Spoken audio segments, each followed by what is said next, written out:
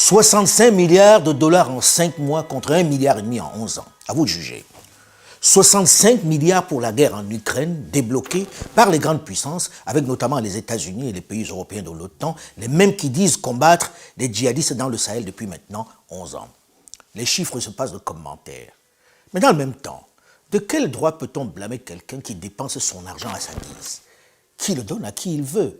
C'est son argent et il n'a pas à rendre compte à quiconque lorsqu'il fait ses choix, lorsqu'il définit ses priorités, ses actions. C'est humain. Que ceux qui en Afrique, dans les administrations, dans les universités, dans les écoles, croyaient toujours aux grands discours sur l'égalité, la justice, l'équité, la morale, la solidarité, l'amitié dans les relations internationales se réveillent. Le rêve a assez duré. Les discours d'un monde de bisounours doivent s'arrêter. La réalité est là. En quelques 2 ou 3 ans, les sacro-saints concepts sur l'aide, sur les vertus de la mondialisation, de la solidarité et de l'équité ont clairement montré leur obsolescence. Avec d'abord la pandémie de la Covid-19, où chacun s'est d'abord occupé de lui en fermant ses frontières et en fabriquant ou en achetant en priorité des vaccins pour sa population. Puis maintenant, la guerre en Ukraine, où clairement les grandes puissances ont déployé comme jamais les moyens, ont sorti ostensiblement leur chéquier pour aider leurs protégés, celui qui symbolise leur idéologie, la tête de pont de leur stratégie de conquête vers l'Est. Il est important que vous, jeunes, ne commettiez pas les mêmes erreurs que nous. Jamais, nulle part, un pays n'a été développé par l'aide. Cela n'existe pas dans l'histoire de l'humanité. On entend encore ça et là des personnes qui continuent d'attendre une certaine aide, d'espérer un soutien des grandes puissances qui, dans leur grande humanité, dans leur magnanimité, voleraient au secours de l'Afrique. Soyons sérieux. L'aide ne peut développer aucun pays. Au-delà de l'obsolescence de ce concept un peu infantilisant d'aide, ouvrons les yeux. Soyons pragmatiques. Arrêtons de rêver et de croire au Père Noël qui descendra du ciel avec des jouets par milliers à distribuer. C'est un conte de Noël pour enfants. Même si ça fait mal, même si ça pique aux yeux, il faut regarder la vérité en face et savoir qui sont nos alliés et quelle est notre place. L'Occident a ses partenaires privilégiés, ses proches, ceux avec qui elle se sent une proximité culturelle, sociologique et civilisationnelle, j'allais dire, normal. C'est connu, les oiseaux du même plumage volent ensemble. Nous n'en faisons absolument pas partie. Et on n'a pas à s'en offusquer. Les corbeaux ne volent pas avec les aigles et les ours ne marchent pas avec les tigres. Les discours contraires sont des mensonges, de la poudre aux yeux pour dissimuler la vérité. Petit exemple, la Russie a lancé l'offensive en Ukraine en janvier dernier. En mai, c'est-à-dire 4 mois après le début de l'invasion, les pays qui soutiennent Kiev ont versé l'équivalent d'au moins 64,5 milliards d'euros d'aide militaire, financière ou humanitaire, selon les données publiées le 18 mai 2022 par l'Institut Kiel pour l'économie mondiale. 64,5 milliards. Très loin devant se retrouvent les États-Unis d'Amérique avec près de 43 milliards d'euros depuis la fin du mois de janvier 2022, dont 24,11 milliards en aide militaire, 56% du total. Et ce n'est pas fini. Le 11 mai dernier, la Chambre des représentants américaine validait une enveloppe de 40 milliards d'euros, soit l'équivalent du PIB annuel du Cameroun, à titre de comparaison. Pour la lutte contre le terrorisme dans le Sahel, on avait estimé le besoin à 2,3 milliards de dollars, c'est-à-dire même pas le 1/30 de ce qui a été débloqué pour la seule Ukraine. Et tenez-vous bien, dans les 2,3 milliards promis, les pays de la CEDEAO devaient mobiliser directement au moins 1 milliard. Donc en réalité, pour éradiquer le terrorisme qui nous ont importé, grâce à l'action de l'OTAN en Libye, avec les compliments de Nicolas Sarkozy, les grandes puissances devaient débloquer 1,3 milliard de dollars. Et on attend toujours les fonds malgré l'immense publicité faite autour de l'action de l'Union européenne à travers les différentes forces déployées dans la région. À Bruxelles, des amis, des donateurs, des partenaires techniques et financiers nous ont promis plus de 12 milliards de dollars pour développer cette zone sensible, cette zone qui peut être le terreau où le terrorisme peut facilement s'installer dans cette zone. Nous avons fait nos projets, mais jusqu'au jour où je parle, en ce qui concerne le Tchad, aucun de ces projets n'a été financé. On n'a pas de financement.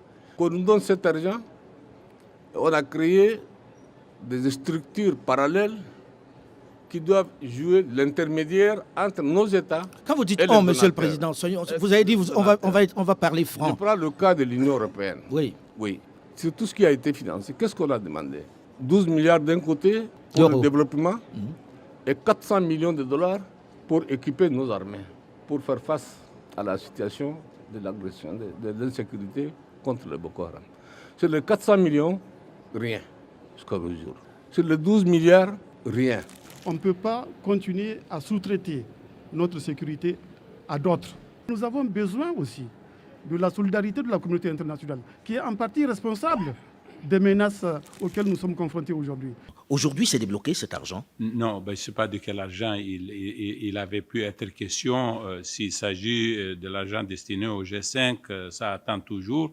La preuve, c'est que la dynamique qui avait commencé est en train de s'essouffler, il n'y a pas de doute. On est bien loin de l'extraordinaire mobilisation internationale autour de l'Ukraine, vous en conviendrez.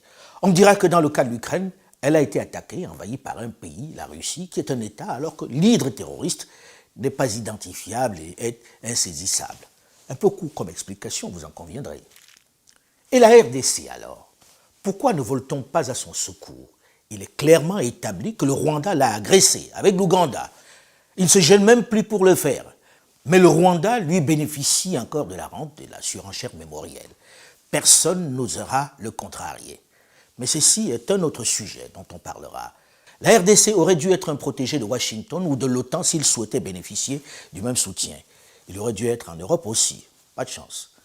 In Burkina Faso, Mali, and Niger, casualties from terrorist attacks have increased fivefold since 2016, with over 4,000 deaths reported in 2019 alone, as compared to an estimated 770 deaths in 2016.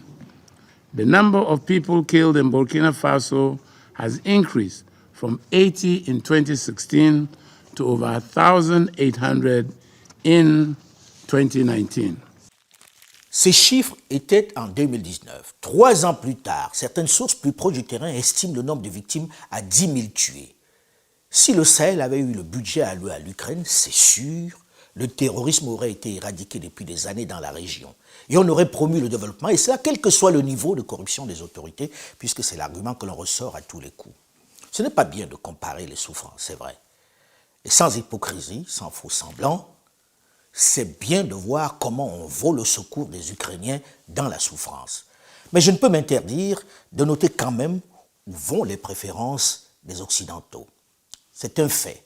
Si la logique, la doctrine qui justifie cet impressionnant, ce soutien massif et rapide à l'Ukraine était réellement l'aide à un pays à agresser, je suis curieux de comprendre pourquoi la RDC, agressée de la même façon par son voisin rwandais, ne bénéficie pas du même soutien, du même intérêt. Je voudrais comprendre ce qui explique l'indifférence, le silence assourdissant des mêmes grandes nations devant cette attaque méthodique d'un pays souverain par son voisin qui le pille depuis des années, dans une totale indifférence des grandes nations qui s'érigent en gendarmes ailleurs. Ces populations, qui encore une fois prennent le chemin de l'exil, dans un chaos indescriptible, sans soutien logistique, ne sachant où aller pour se mettre à l'abri, avec parfois des enfants sur le dos et des vieillards, sont-ils moins à secourir, moins déshumains que ceux à qui on apporte, Dieu merci, de l'aide en Ukraine? Observez le contraste saisissant des conditions entre les deux populations qui fuient la guerre. Chacun sait, même si l'Europe gênée par le passif dans le génocide rwandais a du mal à parler de façon audible, chacun sait que la RDC est agressée par ses voisins qui bénéficient du regard bienveillant de la communauté internationale, notamment le Rwanda. Les faits sont documentés, les actions visibles. Il est entré sur le territoire congolais et y entretient depuis longtemps des rébellions fantoches pour se servir de la manne minière congolaise. Le levier de la rente mémorielle lui servant d'alibi. Ceci se serait passé en Europe que les forces de l'OTAN auraient agi contre l'agresseur. Mais en réalité, qui a besoin que la République démocratique du Congo soit en paix? Est-ce que ça arrange et les voisins et les grandes firmes américaines, sud-africaines, britanniques, chinoises, anglaises et bien d'autres qui profitent du chaos pour se servir des richesses du sous-sol congolais? Une chose est certaine, le critère dans le choix d'aider l'Ukraine plutôt que le Sahel ou la RDC ne s'appuie pas sur le nombre de victimes ou sur la cruauté de l'agresseur. Il répond clairement à une logique de proximité sociologique ou civilisationnelle, comme on l'a souvent entendu sur les médias au début du conflit. Ça sera sans doute une immigration de grande qualité, en revanche. Ce seront des intellectuels. Parce que ce sont des Européens de culture, même si on n'est pas dans l'Union européenne, on est avec une population qui est très proche, très voisine. On ne parle pas là de Syriens qui fuient les bombardements du régime syrien soutenu par Vladimir Poutine. On parle d'Européens qui partent dans leurs voitures qui ressemblent à nos voitures. Il y a une différence entre les Ukrainiens qui, encore une fois, participent de notre espace civilisationnel avec des populations qui appartiennent à d'autres civilisations. On aura une immigration de grande qualité dont on pourra tirer profit. Nous ne sommes pas face à des migrants qui vont passer dans une logique d'immigration. This isn't a place, with all due respect, like Iraq or Afghanistan that has seen conflict raging for decades. This is a relatively civilized, relatively European. C'est dit, n'est-ce pas? Et pas qu'une seule fois. I need to be blunt and honest that the world is not treating the human race same way. Some are more equal than others. And when I say this, it pains me because I see it. But I hope the world comes back to its senses and treats all human life equally. Il ne s'agit pas ici de mettre en accusation l'Occident. Il est dans sa logique, même si son attitude sonne faux avec le discours régulièrement servi. Celui qui glorifie le village planétaire, qui vante son humanité, sa solidarité, sa justice, l'équité et son soutien aux plus faibles. Cette propagande ne trompe plus personne, elle ne convainc plus les plus naïfs, tant la réalité est visible. Chacun a compris qu'il n'a jamais été question d'humanité ou d'aide, mais simplement d'intérêt. C'est pourquoi les Africains de tout niveau doivent comprendre qu'ils doivent prendre leur destin en main, qu'ils ne doivent rien attendre de personne. Que ce concept qui veut qu'un saint juste qui a ses propres soucis de chômage, d'inflation, bref, ses propres difficultés sociales, puisse prendre sur lui de voler à son secours est un leurre, un énorme mensonge qui agit comme de l'opium sur ces peuples. L'Occident, les grandes puissances, quelles qu'elles soient, ont leurs propres problèmes, leur propre agenda et leur stratégie pour y apporter des solutions. Si cette stratégie passe par la spoliation, par la colonisation d'autres contrées, elles n'hésiteront pas. Ça ne souffre d'aucune émotion. C'est la règle.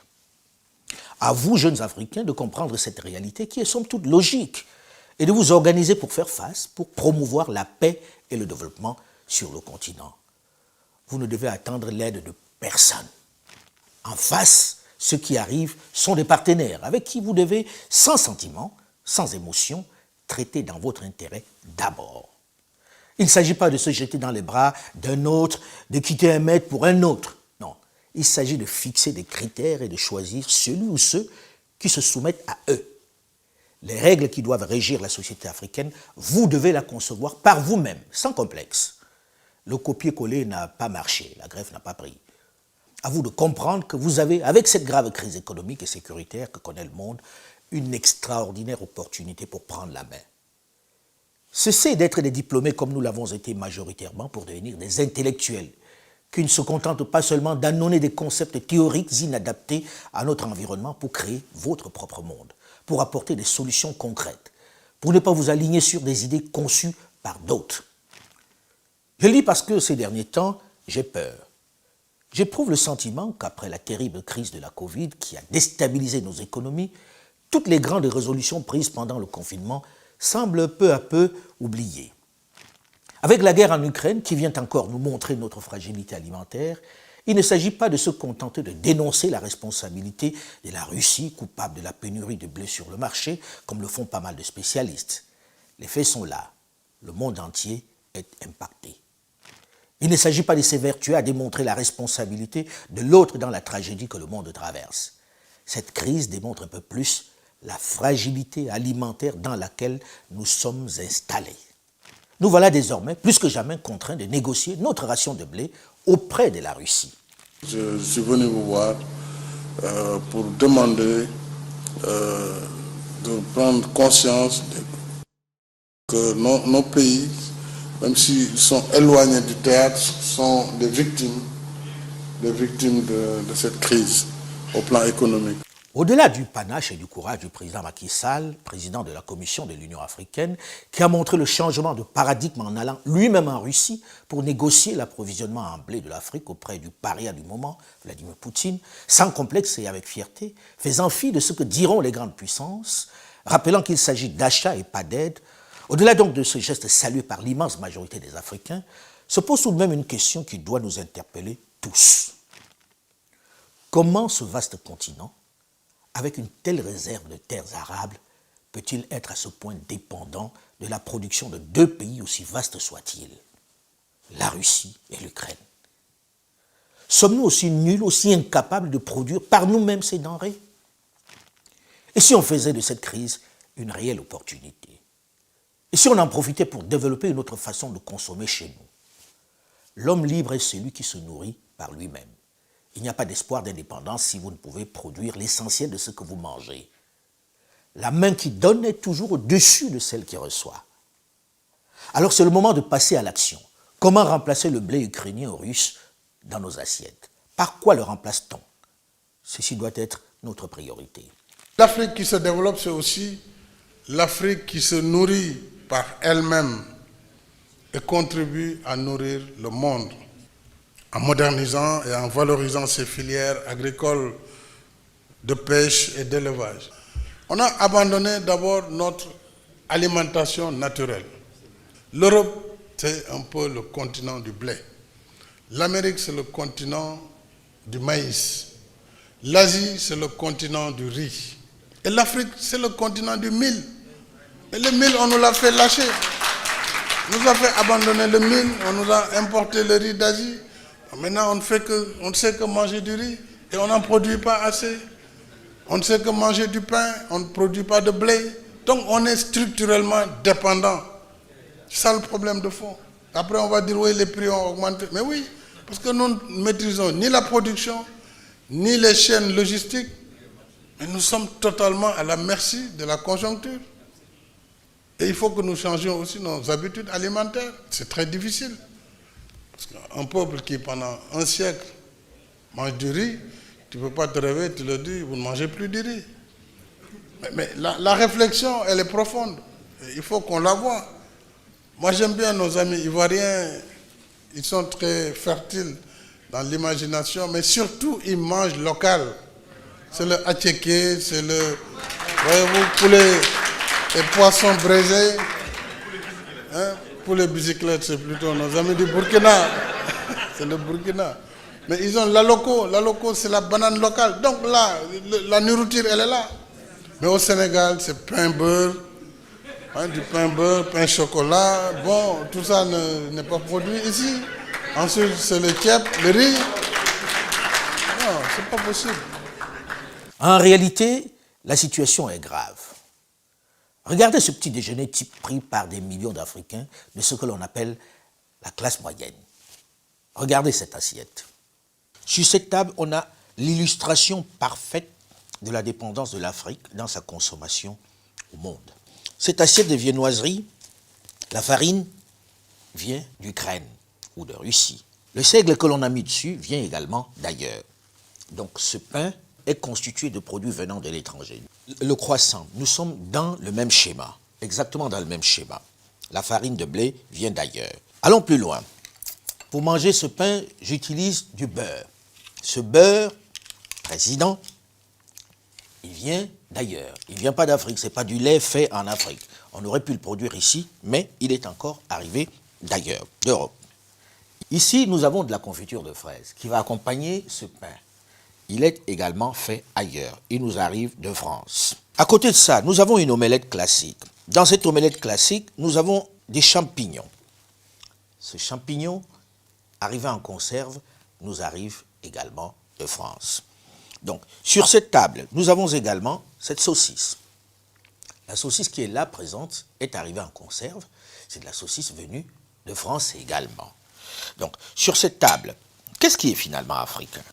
Quand je prends la tasse de chocolat au lait, le cacao est récolté en Afrique. C'est du cacao qui nous arrive de Côte d'Ivoire ou du Ghana ou du Cameroun, mais qui n'a pas été transformé localement, qui est parti être transformé ailleurs avant de revenir chez nous sous cette forme-là.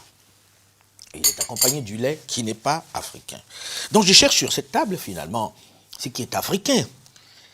Et je vais peut-être me rabattre sur ce verre de jus d'orange pressé est enfin de chez nous, j'ai envie de dire. Sauf que j'apprends que c'est de l'orange venue d'Espagne.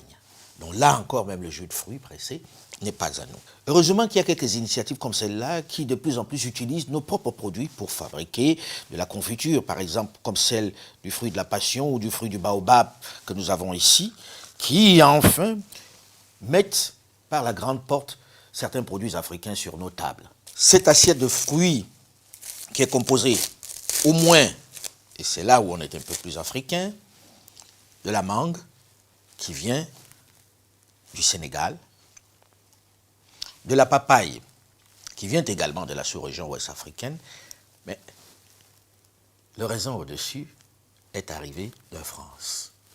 Alors lorsque l'on regarde ce petit déjeuner en réalité, on s'est dit, si le monde est fermé, est-ce qu'on continue d'avoir ce petit déjeuner? Ne sommes-nous pas totalement dépendants là sur cette table d'ailleurs? Alors qu'est-ce qui nous oblige à consommer ceci? Est-ce que nous n'aurons pas pu produire cela chez nous? Est-ce que notre indépendance ne commence pas par là? De se dire, quand je me lève le matin, je mange quelque chose qui est produit en Afrique. Je consomme africain, même s'il doit y avoir des choses différentes qui arrivent d'ailleurs, mais que l'essentiel au moins soit d'Afrique. Imaginez que sur le continent, chaque matin, du 1,4 milliard d'Africains que nous sommes, il y a juste 10% qui prennent ce même petit déjeuner. Si les produits importés qui le composent ne valent que 2 $ par assiette, ce qui est un plancher très bas par rapport à la réalité, cela représente plus de 280 millions de dollars que perd l'Afrique, qui quitte le continent chaque matin. Cela vous donne une petite idée des sommes qui manquent à notre économie, rien que du fait de cette denrée, et qui enrichissent les autres, seulement du fait de notre inertie et du manque de volonté politique.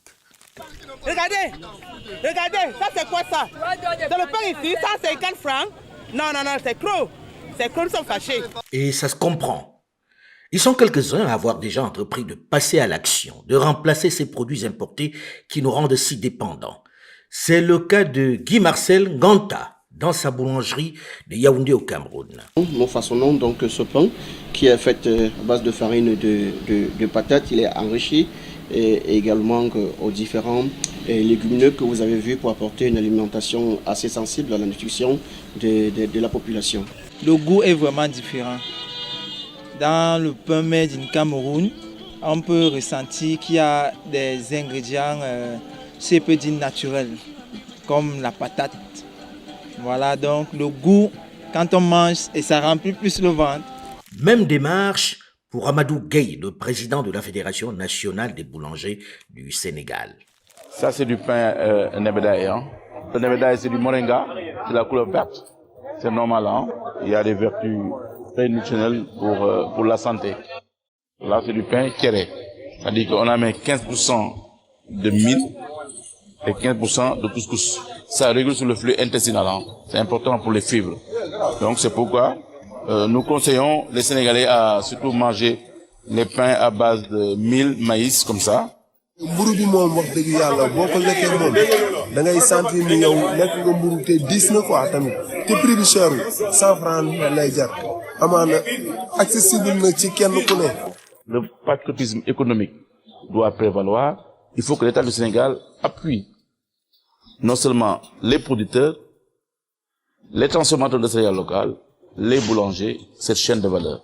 Imaginons aujourd'hui, on est à 700 000 tonnes d'importation du blé. Si nous bloquons 100 000 tonnes sur les importations du blé, qu'on puisse le remplacer par 100 000 tonnes de nos céréales locales, le mil, le maïs, le fognon, je vous laisse imaginer la création d'emplois au niveau des producteurs, la recherche aussi qui va venir d'Israël par exemple, qui va essayer d'aider les producteurs pour augmenter ce qu'on appelle le rendement à l'hectare. Imaginons la création de nouvelles industries de transformation de nos céréales. Imaginons les boulangers pour la création d'emplois. Donc, c'est une chaîne de valeur. Ces initiatives qui sont à saluer, qui montrent que nous avons ce qu'il nous faut pour changer la donne, doivent être multipliées et encouragées parce que le marché existe. Et la demande est importante. C'est ce qui explique la ruée des grandes et des nations émergentes vers l'Afrique. Elles doivent s'étendre à de nombreux autres produits. Et elles doivent s'accompagner d'une adhésion de la jeunesse qui doit rompre avec le complexe qui a un regard biaisé sur l'agriculture, une approche un peu méfiante vis-à-vis des produits locaux. Il ne s'agit pas de rejeter ce que proposent les autres, non. Il s'agit de valoriser le Made in Africa. Avec 600 millions d'hectares de terres arables non cultivées, soit 60% du total mondial, l'Afrique a de quoi organiser sa production autrement qu'elle a été programmée par le colonisateur. Ça passe donc par une vraie réflexion. Digues et barrages vont favoriser dans les années 1920 une économie de traite que l'on peut résumer ainsi. Les colonies exportent des produits bruts et importent des produits fabriqués. Dans le domaine agricole, les cultures d'exportation sont le plus souvent des monocultures dont l'expansion appauvrit les sols et en favorise l'érosion. Autre inconvénient de ces pratiques, elles marginalisent des cultures vivrières et le mode de vie qu'elles déterminent. Coton, cacao, arachide, café, banane. Des productions soumises au prix que fixe le colonisateur. Des productions qui ne prennent leur valeur qu'inscrites dans un ensemble. Le Sénégal est spécialisé dans l'arachide. Bon. La Côte d'Ivoire, c'est le café, le cacao, le verre. C'est un pays beaucoup plus riche d'ailleurs, avec beaucoup plus d'eau. Donc nous étions un pays aride, semi-aride. Et pour nourrir les Sénégalais, on va chercher les brisures de riz d'Indochine. C'était cohérent. C'était très cohérent. Mais à partir du moment où chacun restait seul, la cohérence disparaissait. C'est là qu'il y a eu le grand problème. Produisons ce que nous mangeons. C'est la première condition pour gagner notre indépendance. Mais ceci est le travail des spécialistes du secteur. Et c'est une urgence.